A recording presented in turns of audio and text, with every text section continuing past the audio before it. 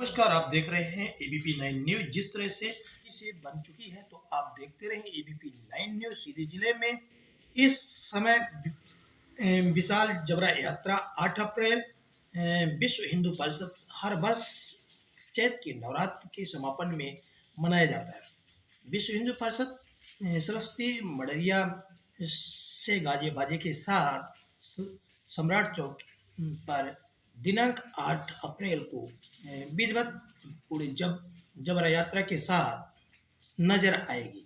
जिस तरह से विश्व हिंदू परिषद के चाहे भास्कर सिंह भी हों या कि उनकी पूरी टीम हो, कौन कौन इस टीम में विश्व हिंदू परिषद में है, लेकिन आप देख सकते हैं विश्व हिंदू परिषद इसके पूर्व में भी अपनी जबरा यात्रा मना चुकी है। तो सीधी शहर में 8 अप्रैल को जबरा यात्रा का शुभारंभ होगा। लोग सरस्वती मंडली से पहुंचकर ढोल नगाड़े गाजे बाजे के साथ जबरा यात्रा में शामिल रहेंगे। आप बने रहें सीधी जिले में। इस समय सीधी शहर में विगत कई वर्षों से चैत के नवरात्र के पावन पर्व पर जबरा यात्रा विशाल सीधी शहर में अक्सर निकाले जाते। इस साल जो सरस्वती विद्यालय से आपकी जबरा यात्रा दिनांक 8 अप्रैल को निकालने के लिए ढोल नगाड़े के साथ आ रहे हैं, तो क्या कहेंगे सीधी वासियों के लिए? सीधी वासियों के लिए हमारा कहना है कि इसमें बढ़ चढ़ के लोग हिस्सा लें। ये एक मूलतः आदिवासियों का कार्यक्रम है और जो ये संस्कृति विलुप्त हो रही थी उसके लिए सबको इकट्ठा करके करीबन 60-70 गाँव से हम लोग जवा इकट्ठा करके और लाते हैं और इसके साथ उनका समरसता भोज होता है और आदिवासियों के बीच लोगों का जुड़ाव होता है जो हमारे बीच से अलग हो रहे थे। जिस तरह से हमने देखा है कि कई वर्षों से आप लगातार इस साल तो विश्व हिंदू परिषद के विश्व हिंदू महासंगठन के द्वारा सरस्वती मडरिया से आपकी रैली काफी निकले। कितने बजे से निकलेगी, कब निकलेगी? ये रैली 2 बजे से वहाँ से चलेगी। 2 बजे तक लोग इकट्ठा हो जाएंगे दूर दूर गाँव से और 2 बजे रैली चलेगी। तो पूरे शहर का भ्रमण करके हर देवी मंदिर में कुछ प्रतीकात्मक रूप में 2-4 डलिया, जो कि 2100 डलिया है हमारी लोगों की, 2100 जवा वहाँ से आएगा। लगभग भीड़ कितनी हो सकती है सीधी शहर? भीड़ लगभग 5000 के आसपास होगी। तो सीधी शहर में कुछ जैसे आपने पहल किया है तो गांव से लोग आने जाने की कुछ सुविधा यात्रा कैसी हो पाएगी? गांव के लोग जो अपनी मदद कर देते हैं, वो वहाँ जो हैं कुछ लोग तो मदद करते हैं, लाने ले जाने के लिए व्यवस्था कर देते हैं। तो विश्व हिंदू संगठन के संघ की आप कौन से पद में है? हम विश्व हिंदू महासंघ के अध्यक्ष हैं सीधी जिले। शुभ नाम क्या लिखते हैं? भास्कर सिंह। बात रखी है तो क्या है सीधी शहर के लिए, कैसा रहेगा आपका काफिला? बहुत बड़ा काफिला रहेगा। समरसता का ये कार्यक्रम है। समाज में आदिवासी वर्ग जो उपेक्षित पड़े हुए हैं उनके बीच में जा कर के जवा के माध्यम से, जो नवरात्र में जवा यात्रा होती है, जवा यात्रा के माध्यम से उनमें जवा बुबाना, उनको लाना, भगत मंडली, काली माई, इसके साथ बृहद एक कार्यक्रम हम लोग करने का प्रयास कर रहे हैं। और इस साल लगभग 5000 से 7000 की संख्या रहने वाली है और विशाल शोभा यात्रा होगी। शोभा यात्रा के बाद समरसता भोज का भव्य कार्यक्रम होगा। जिस तरह से हमने देखा है कि विगत इसके पूर्व कभी गाँवों में घर घर में जाके जो है तो जबरा यात्रा पहुंचती थी और काली माता भी और भगत भी होता था। लोग काफ़ी वहाँ जो है तो मंडली जब होती, भगत के साथ साथ कई लोग घर में देवी देवता भी आते थे। बस कार्यक्रम वैसे है जैसे वो लोग करते हैं, जब अपने घर में बोते थे और गांव में विशिष्ट घरों में वो घुमाते थे। घुमाने के बाद अपने रिश्तेदारों को भोजन कराते थे और इसके बाद उनका कार्यक्रम समाप्त। वही कार्यक्रम हम लोग जवा बुआए हैं, उनको सीधी लाएंगे और घरों में न जाके हम नगर भ्रमण करेंगे। लोग जगह जगह उनका स्वागत करेंगे, जलपान की व्यवस्था होगी और उसके बाद भोजन का भी कार्यक्रम समरसता भोज करेंगे और उसके बाद उनको। जिस तरह से संस्कृति हमारी पहले हुआ करती थी आज धीरे धीरे विलुप्त होती जा रही, लेकिन कहीं न कहीं आपका ये जो संगठन है कहीं न कहीं बढ़ाने का काम कर रहे हैं। विश्व हिंदू महासंघ पूरे देश में इस प्रकार के आयोजन कर रहा है।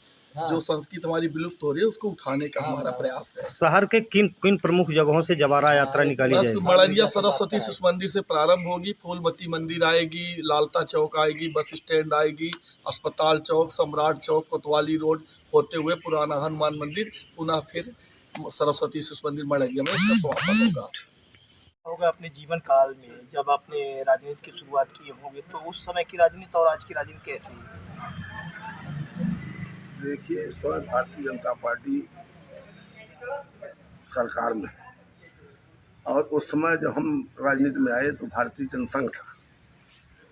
राष्ट्रीय स्वयंसेवक संघ के स्वयंसेवक के रूप में हमने अपना सामाजिक जीवन शुरू किया और फिर भारतीय जनसंघ के सदस्य रहे। उस समय संघर्ष करना पड़ता था। उस समय सत्ता में कांग्रेस थी और यहाँ तक कि 1975 में जब इमरजेंसी रही तो सारी विपक्षी पार्टी के नेताओं को जेल में डाल दिया गया और पड़े रह गए। वही जनता पार्टी का निर्माण हुआ।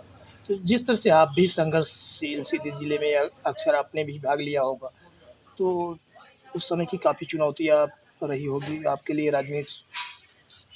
आज तो पार्टी में, भारतीय जनता पार्टी में टिकट की दौड़ लगती है।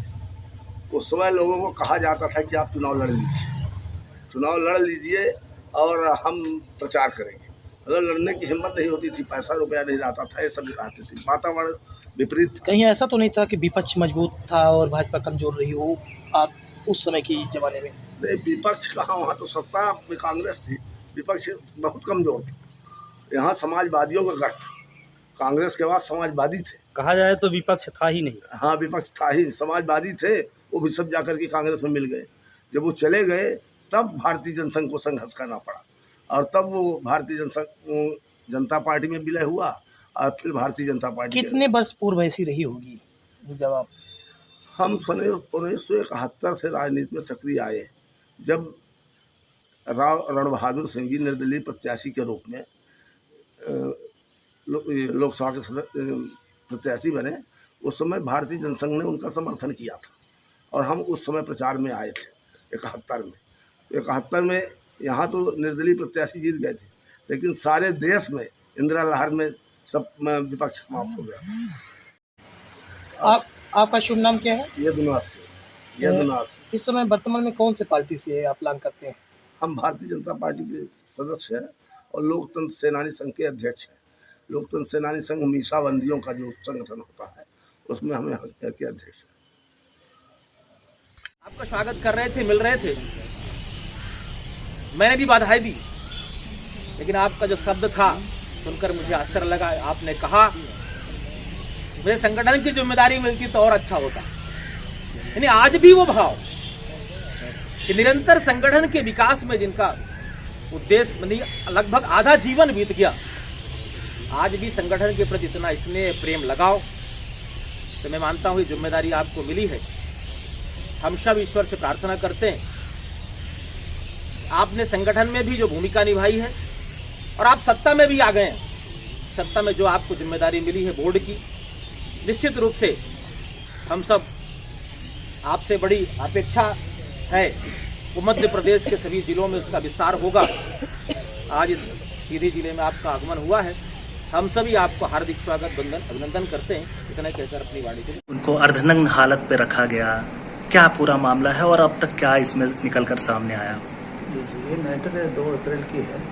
इसमें एक आदमी जो है अनुराग मिश्रा के नाम पे एक फर्जी आईडी बना के, उनका ओरिजिनल नाम था नीरज कुंडे, और फर्जी फेसबुक आईडी बना के अश्लील बातें और फर्जी बातें लिख रहा था ट्विटर फेसबुक पे। वो भी हमारे विधायक के बच्चे जो है उनके खिलाफ लिख रहा था। तो उसमें उनको नीरज कुंडे को अरेस्ट किया गया था और उनको उनके सपोर्ट में जो है ये एक कनिष्ठ तिवारी है, धरना प्रदर्शन कर रहा था रात में थाने के सामने। वो ये नाराबाजी कर रहा था सरकार के खिलाफ और मुख्यमंत्री के खिलाफ। तो हम उसमें प्रिवेंटिव अरेस्ट किए। प्रिवेंटिव अरेस्ट करके हम उसको रात में एज पर प्रोसीजर लॉकअप में डाल दिए। वैसे प्रोसीजर ये है कि लॉकअप में भेजने से पहले हम उसमें पहले से है कि इसमें हम लोग पैंट शर्ट निकाल के भेजते हैं पूरी शर्त। ये हमारा प्रोसीजर है ताकि कोई सुसाइड कमिट ना करे, कोई ऐसी कोई हरकत ना करे। तो ये इस तरह में कोई वीडियो वायरल हो गया हो, इसमें विधिवत कार्रवाई की है, इसमें कोई अवैधानिक कार्रवाई कुछ किया नहीं किया है। पुलिस की छवि को धूमिल करने के लिए कहीं ना कहीं वीडियो और फोटो वायरल हो रहे हैं, क्या मानना है आपका? नहीं, कोई बात नहीं, तो विधिवत कार्रवाई किया, उसमें कोई दिक्कत नहीं है। उसमें जांच भी कर रहे हैं हम लोग उसमें।